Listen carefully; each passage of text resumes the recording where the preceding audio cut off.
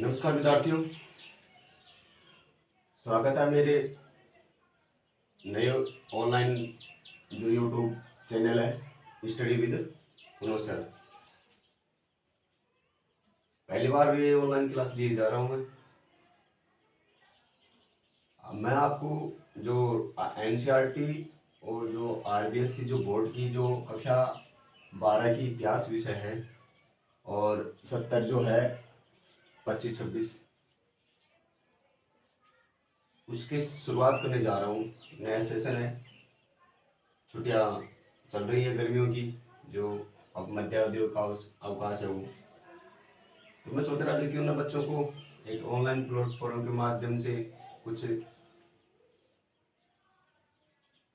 क्लासें दी जाए ताकि वो गर्मियों की छुट्टियों को बरतने को आए। आज मैं पहली क्लास है मेरी और आज इसमें मैं जो भारतीय इतिहास की जो ऐच्छिक विषय है उस विषय की जो पुस्तक है उसका नाम है भारतीय इतिहास के कुछ विषय, उसके सिलेबस के बारे में बताने जा रहा हूँ। इसके बाद में हम आगे नियमित क्लास शुरू करेंगे मंडे से। तो आज हम इस सिलेबस के बारे में देखेंगे कि आपको पढ़ना क्या है। इस पुस्तक में एक मजेदार बात है कि भारतीय का जो इतिहास है ना वो लगभग इसमें संपूर्ण इतिहास है आता है आपको, क्योंकि इतिहास की जो भारतीय इतिहास की जो पुस्तक है उसको हम भारतीय इतिहास को 3 भागों में पढ़ते हैं काल के समय के हिसाब से, प्राचीन काल, मध्यकाल और आधुनिक काल। तो ये पुस्तक एक ऐसी है कि इसमें आपको थोड़ा थोड़ा करके पूरे भारतीय इतिहास को, संपूर्ण भारतीय इतिहास को समझाया गया है। तो यहाँ पर हम देखेंगे कि जो भाग 1 है, 3 पुस्तक है, भाग 1, भाग 2 और भाग 3। भाग 1 है वो है प्राचीन काल का इतिहास। ये जो स्टार्ट जो होता है वो सिंधु घाटी जो सभ्यता है ना तब से स्टार्ट होता है। अब इसमें हम पढ़ेंगे क्या, देखो 4 चैप्टर आपको यहाँ मिलेंगे विषय के रूप में प्राचीन काल में, 4 ही मिलेंगे आपको मध्यकाल में विषय के रूप में और 4 ही मिलेंगे आधुनिक काल के इतिहास में। तो हम सबसे पहले देखें कि प्राचीन जो काल है भाग 1 जो है पुस्तक का, उसका विषय 1 यानी कि चैप्टर मानो इसको, चैप्टर 1 है वो है ईंट, मनके तथा अस्थियां। क्या है? ईंट, मनके तथा अस्थियां। ईंट, मनके, अस्थियां। दूसरे शब्दों में कह सकते हैं हड़प्पा सभ्यता। इसके बारे में हम पढ़ेंगे। उसके कुछ 5-7 जो महत्वपूर्ण जो स्थल हैं उनके बारे में पढ़ेंगे। जैसे हम इसमें मोहनजोदड़ो पढ़ेंगे, हड़प्पा स्थल पढ़ेंगे, बनावली हरियाणा में पढ़ेंगे, कालीबंगा के बारे में पढ़ेंगे, ऐसे धोलावीरा, लोथल, ऐसे करके हम 5-7 जो महत्वपूर्ण जो स्थल हैं सिंधु घाटी सभ्यता की, उसके बारे में हम इस पहले चैप्टर में चर्चा करेंगे। दूसरा जो विषय है अथवा दूसरा जो चैप्टर है वो है राजा, किसान एवं नगर।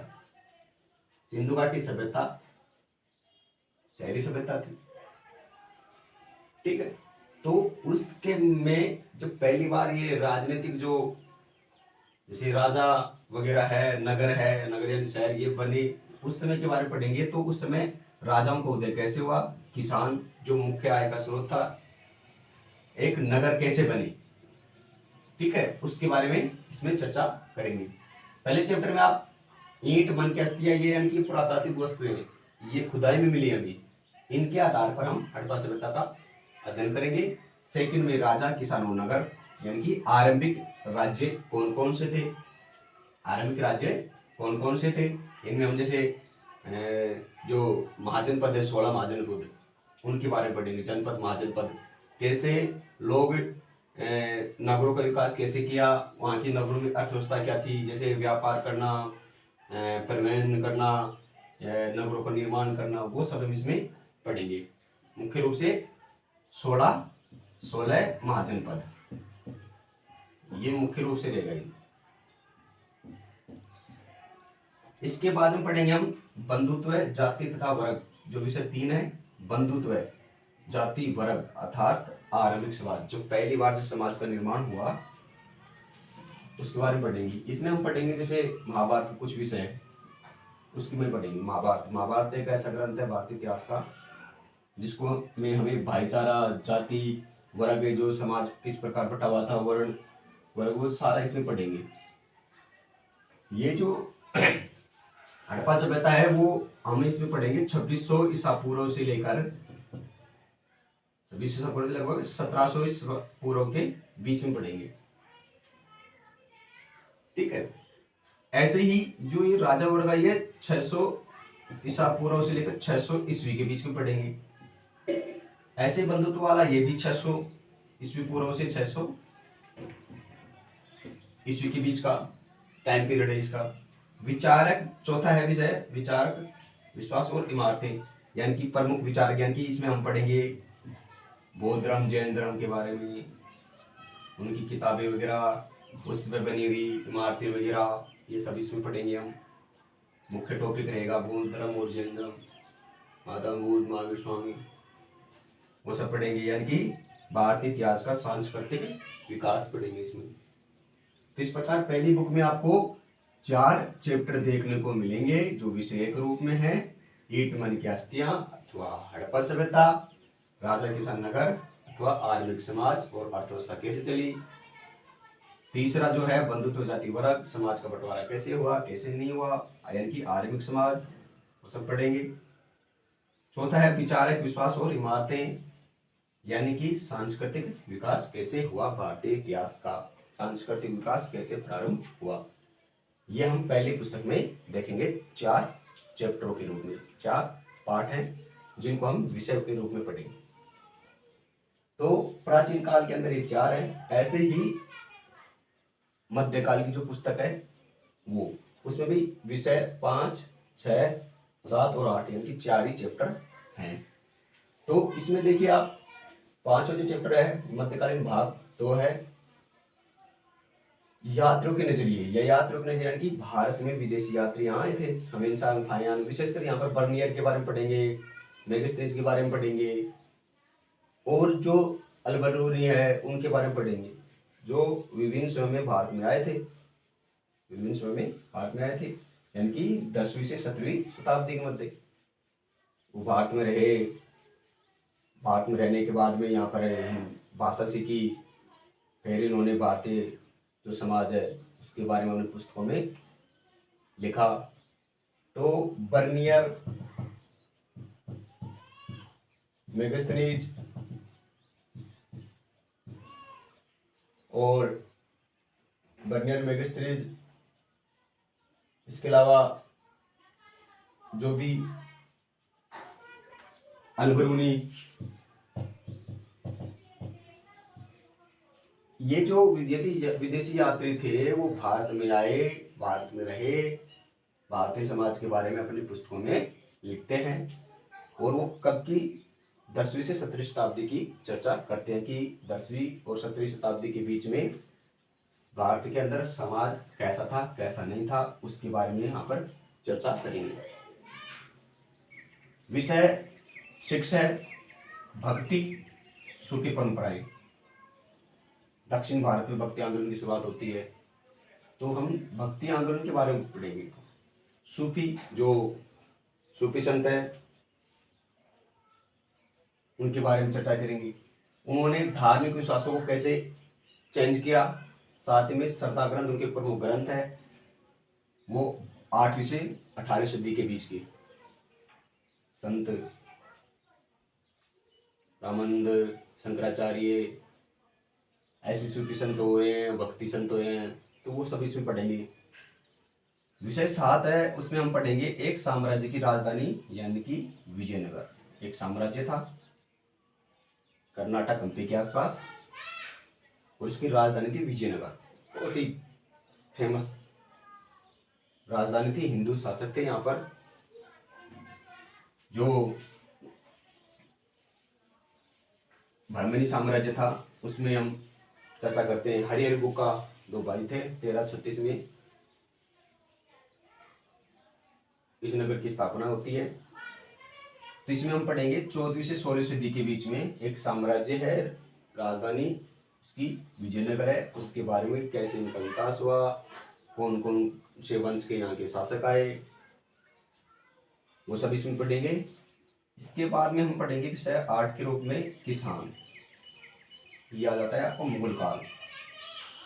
किसान, जमींदार और राज्य, यानी कि कृषक समाज और मुगल साम्राज्य। 16वीं से 17वीं सदी के बीच में हम यहाँ पर कह सकते हैं कि यहाँ पर हम 3 व्यवस्थाएं जो जागीरदारी व्यवस्था लगाई थी राजस्व की, महालवाड़ी, रेतवाड़ी,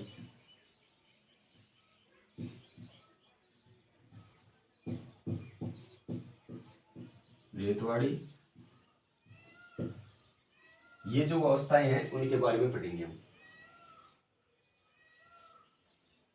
जब अंग्रेज भारत में आ गए थे, धीरे धीरे अंग्रेजों ने भारत के जो मुस्लिम शासक थे उनको हरा करके नई जमींदारी व्यवस्था लगाई थी, टैक्स सिस्टम नया लगाया था, राजस्व व्यवस्था नई लगाई थी। तो उस समय की इसमें चर्चा करेंगे, उस समय के बारे में।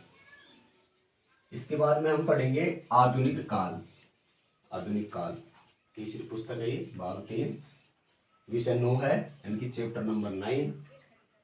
इसमें पढ़ेंगे हम उपनिवेशवाद और देहात, यानी कि कैसे विदेशी जो कंपनी आई, विशेषकर अंग्रेज या अंग्रेजी कंपनी, इन्होंने किस प्रकार भारतीय जो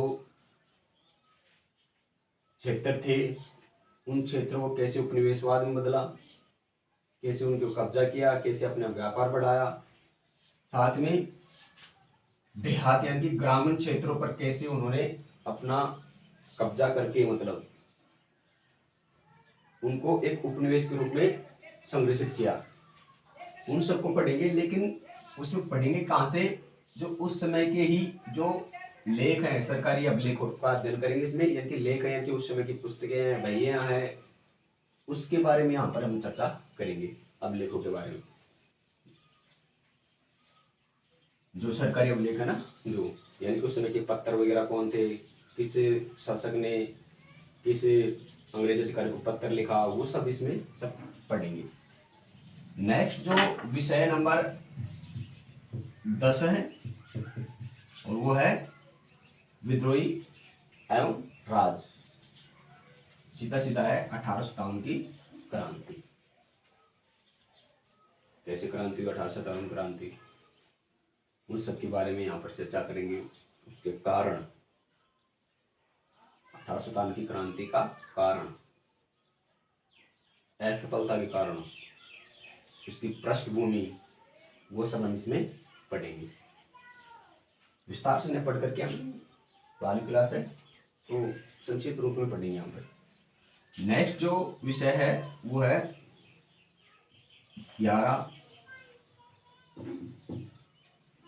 महात्मा गांधी और राष्ट्रीय आंदोलन। महात्मा गांधी और राष्ट्रीय आंदोलन, महात्मा गांधी और उसके द्वारा राष्ट्रीय आंदोलन में इसका योगदान वगैरह। और विशेषकर इसमें जो टॉपिक रहेगा वो होगा सविनय अवज्ञा आंदोलन, यानी कि 1930 से आगे। अब इसमें महात्मा गांधी नहीं, इसमें महात्मा गांधी का आंदोलन तो आएंगे, साथ में 1930 के आगे राष्ट्रीय जो आंदोलन हुए ना, वो सब इसमें पढ़ेंगे। गांधी जी के बारे में आप 10th क्लास में पढ़ चुके हो तो आसानी रहेगी यहाँ पर पढ़ने में। नेक्स्ट जो है लास्ट जो विषय है, यानी पार्ट है, वो है 12th, यानी कि 12वां पार्ट है, 12वां चैप्टर है, और उसका नाम है संविधान का निर्माण। भारत आज़ाद हुआ 1947 में। उसके बाद में 1949 में 26 नवंबर 1949 में आपका संविधान बना। 26 जनवरी 1950 को संविधान लागू हुआ।